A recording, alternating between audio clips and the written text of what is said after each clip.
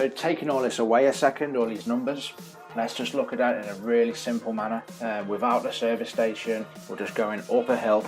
So without all these numbers, if we take a car and we're trying to go up this huge 12-week fat loss plan, and we decide to put, let's say we decide to put 700 pounds of fuel in the car.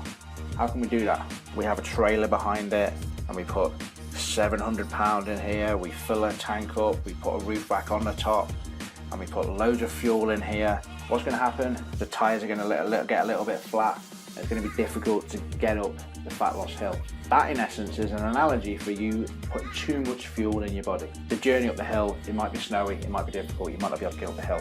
If you, for example, do it an opposite way around, and we know because Google Maps told us to get up this fat loss hill, it's going to cost us, let's say, 20 pounds in fuel. If we put 10 pounds of fuel in the tank, and it's going to cost us 20 pounds in fuel to get to the top, what happens?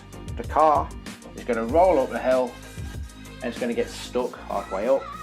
And of course, if you're putting your foot on the brake, eventually you're going to get tired and you're going to roll back down and be back in the beginning where you started.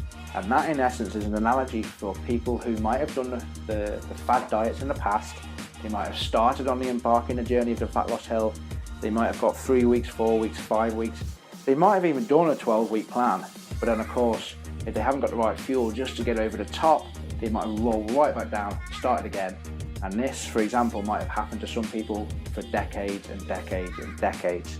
And we don't want that. But you know what I'm going to say, because of all the story I've just told you earlier on, if we put the right amount of fuel in, let's say we put 21 pounds of fuel in to get to the top of the 20 pound fat loss hill, what's going to happen when you get to the top? You're going to drive all the way up the hill, you're going to enjoy the journey, you're not going to worry about running out of fuel, you're going to get to the top and you're going to roll over to the next service station, nice and easy. And that is the fat loss phase, or the fat loss hill, done in a really simplistic manner, or a dead simple story to understand it. And that's why it's important to get the just right fuel for your body, self-adjust as you go along, assess where you are, because of course if we assess where we are, we become so obsessed we're unobsessed, like I spoke earlier on.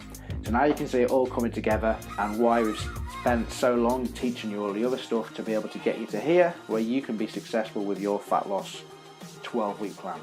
So well done for getting this far.